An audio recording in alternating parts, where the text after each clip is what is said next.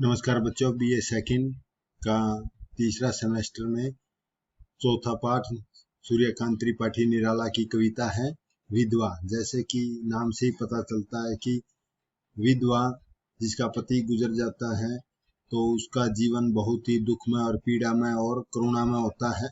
तो उसी का इस कविता में वर्णन किया गया है। पहले हम कविता का सार करेंगे।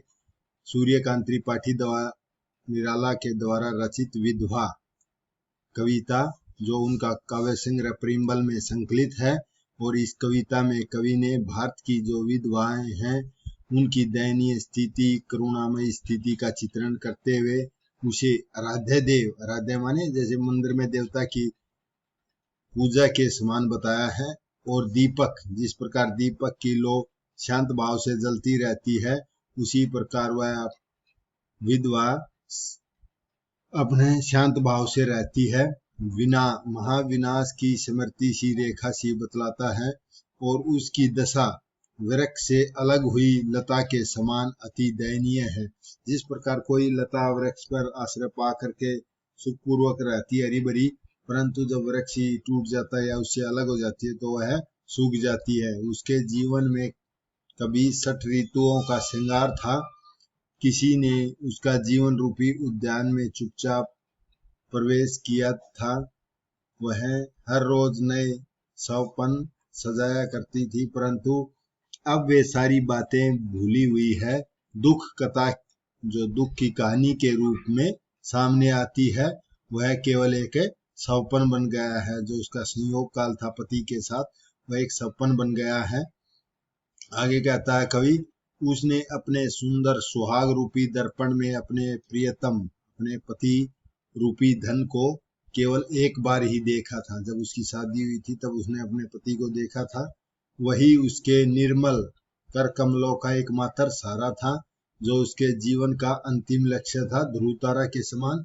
और आज उसके जीवन का प्रियतम रूपी धन उससे दूर हो गया है, जो उससे अलग हो गया है, जो मर चुका है। ऐसा लगता है मानो किसी अनंत लोक में आज भी वह करुणा रूपी धारा में प्रभावित कर रहा हो, यानी कि उससे दूर होकर के दूर चला गया है, किसी ध्रुव तारा के समान दूर होता चला गया है। कवि पुण्य विधवा की करुण दशा का चित्रण करते हुए कहता है कि निरंतर अश्रु प्राप्त करते रहने के कारण उसका फटा आंचल माने हृदय आंसुओं से भीग गया है और उसके होठ सूख गए हैं और उसकी दृष्टि भयभीत है। उसके करुण क्रंदन, यानी कि रो रो करके करुण क्रंदन को आकाश, वायु, नदी, लहरों ही सुनती हैं।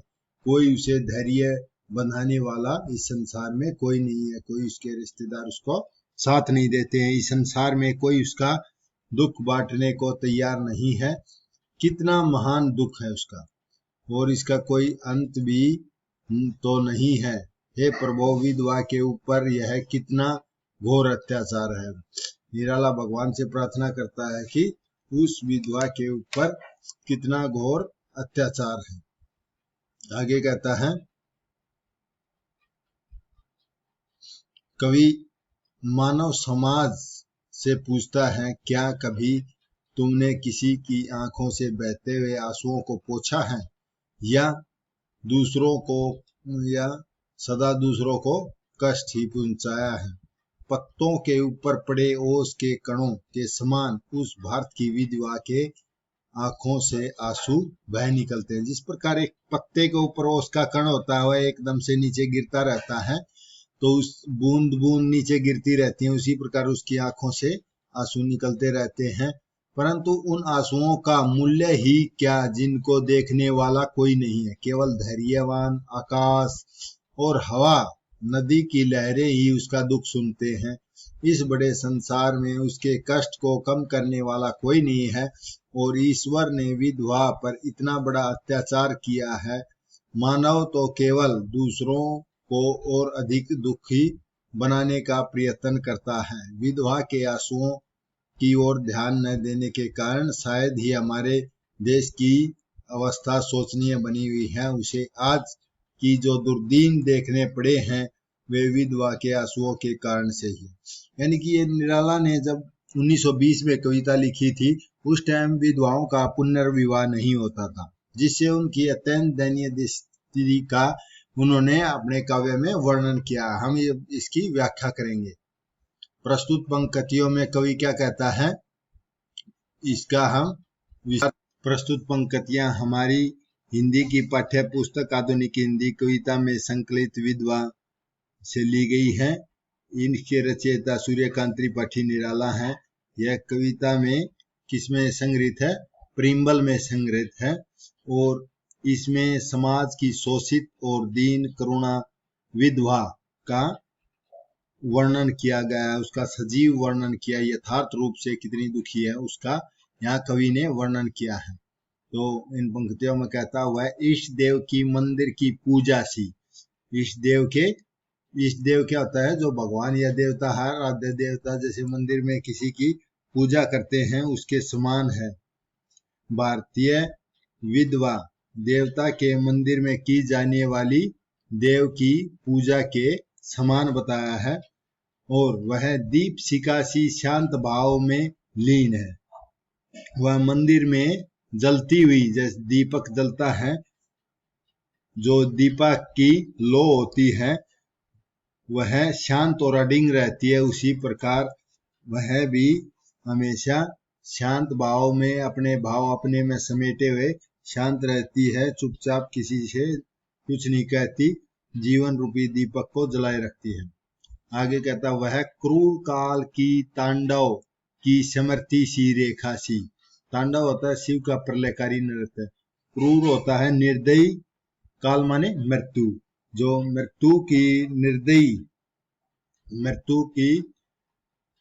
निर्दयी नृत्य ने उसकी समर्थी बनी है। उसकी काल ने उसके पति को मृत्यु दे दी है तो उसकी यादों में ही जीती है। यानी कि दुर्भाग्य के कारण उस मृत्यु की एक समर्थी सी रेखा सी बनी हुई है, उसकी हमेशा याद बनी हुई है उसका। यानी कि जो दुर्भाग्य के कारण उसका पति गुजर गया है तो उसके हमेशा याद करती रहती है क्रूर काल तांडव की। वह टूटे तरु की छुटी लता सी दीन है। तरु माने वृक्ष, वह टूटे हुए वृक्ष है तो उसकी जो उसके ऊपर लता होती है वह उससे अलग हुई लता है जो उससे सूखी हुई है। यानी कि यदि वृक्ष टूट जाता है तो वह लता भी सूख सी जाती है। दलित भारत की विधवा है। तो यहाँ कवि कहता है कि वह दलित, दीनहीन दलित नारी, दीनहीन दलित भारत की विधवा नारी है। इसमें बार बार जैसे मंदिर की पूजा सी और शिखा सी, तो उपमा अलंकार है। यदि ज्यादा अलंकार, उपमा अलंकार का प्रयोग ज्यादा हो जाता है तो उसे मालोपमा अलंकार, यानी कि माला की तरह उपमा को प्रयोग दिया है, मालोपमा अलंकार है। यहाँ मुक्त छंद का प्रयोग किया गया है, वर्णात्मक शैली है, तत्सम तद्भव और सरल सहज सरल भाषा का प्रयोग किया गया है। 6 ऋतुओं का सिंगार कुसुमित कानन में निरव पद संचार, अमर कल्पना में स्वच्छंद विहार, व्यथा की भूली हुई कथा है उसका एक सौपन अथवा। यहाँ 6 ऋतु माने जो हमारी 6 ऋतुएं होती हैं उसका वर्णन किया है। और कुसुमित कानन माने, कुसुम माने फूल होता है, खिले हुए फूलों का, कानन माने बगीचा, निरव माने मौन, मौन रूप से, पद संचार माने पदार्पण करना या विहार करना या घूमना, अमर माने अमर कल्पना का स्वच्छंद विहार। तो यहाँ कवि कह रहा है विधवा की दुर्दशा पर प्रकाश डालते हुए कहता है कि उन्होंने जब संयोग काल में अपनी पति के साथ जो 6 ऋतुएं थी उनमें श्रृंगार किया था, प्रत्येक ऋतु के अनुसार उन्होंने 16 श्रृंगार करके पति के साथ कुसुमित कानन, खिले हुए फूलों वाले बगीचे में मौन चुपचाप वहां विहार किया था, अपने पति के साथ वहां पर विहार किया था। और उन्होंने एक अमर कल्पना की स्वच्छंद विहार, उन्होंने अपने हृदय में एक अमर जो कभी न टूटने वाली कल्पना को सजाया था, सपने पाले थे, परंतु अब क्या है, व्यथा माने दुखी की भूली हुई कथा है। यानी सब दुखों की एक कहानी मात्र बन गई है। कथा माने कहानी मात्र बन गई है। व्यथा माने दुखों की भूली हुई, यानी सुख चले गए हैं, अब दुखों की एक कहानी मात्र बन गई है। उसका एक जो सपना मात्र था, उसका वह एक सपना ही रह गया है। जो सुख का था वह एक सपना मात्र ही अथवा रह गया है। उसकी जो सलोनी कल्पनाएं थी वह दुखों की भूली हुई कहानी बन गई है। उसके मधुमय सुहाग का दर्पण जिसमें देखा था उसने बस एक बार बिंबित अपना जीवन धन। अबला हाथों का एक सारा लक्ष्य, जीवन का प्यारा वह ध्रुव तारा, दूर हुआ वह बह रहा उस अनंत पथ के करुणा की धारा। तो मधु सुहाग क्या है, विवाहित जीवन की मधुरता, यानी कि शादी के बाद जो मधुर संबंध होते हैं उसका। तो यहाँ निराला जी उसकी विधवा की दुर्दशा पर प्रकाश डालते हुए कहता है कि भारत की जो विधवा नारी है उसने जो शादी के बाद बस एक बार अपने जो मधुमय माने विवाहित जीवन की जो मधुरता का सुख पाया था, वह उसने एक अपने पति के साथ संयोग मिला था सुहाग का एक दर्पण में। दर्पण माने एक बार उसमें झांका था, जिसमें देखा था उसने बस एक बार। बिंबित माने दर्पण होता है। दर्पण में एक बार ही उसने अपने जीवन धन क्या है, पति रूपी जो उसका सहारा था, पति रूपी जीवन धन को उसने एक बार ही उस दर्पण में देखा था। यानी उसका अबला माने बेसहारा, जिसका कोई सहारा ना हो उसे अबला कहते हैं, दुर्बल। उस दुर्बल हाथों का एक सहारा था, उसका एकमात्र सहारा था, उसके जीवन का रक्षक था और वही जीवन का उसका लक्ष्य था। जीवन का प्यारा वह ध्रुव तारा, जैसे आकाश में ध्रुव तारा होता है, उस दुर्बल औरत का एकमात्र सहारा था, उसका जीवन रूपी लक्ष्य, जीवन रूपी का एकमात्र लक्ष्य ध्रुव तारा के समान था। दूर हुआ वह बह रहा, वह उससे मृत्यु के बाद वह उससे दूर हो गया है, जिसके कारण वह बहुत ही दुख पाना पड़ रहा है। अनंत पद पर चला गया है वह, यानी कि वह मृत्यु के बाद क्या है, वह उससे अनंत लोक में दूर चला गया है। उस अनंत पंथ के कारण करुणा की धारा, वो जो उसका पति की मृत्यु के बाद उस विधवा के जीवन में करुणा की धारा निरंतर अनंत पद पर बहती रहती है, उसकी रोती रहती है उसी की याद में। इसका विशेष क्या है, इसमें रूपक अलंकार है, जीवन रूपी धन, यानी कि जो उसका जीवन रूपी धन क्या है, पति रूपी जीवन धन का आरोप किया गया। रूपक अलंकार अनुप्रास अलंकार है और मुख छंद का प्रयोग किया गया है और भाषा सहज सरल खड़ी बोली है। विधवा के क्षणिक सौभाग्य की स्मृति, उसके अनंत दुखों का चित्रण किया गया है और तत्सम तद्भाव शब्दावली का प्रयोग किया गया है।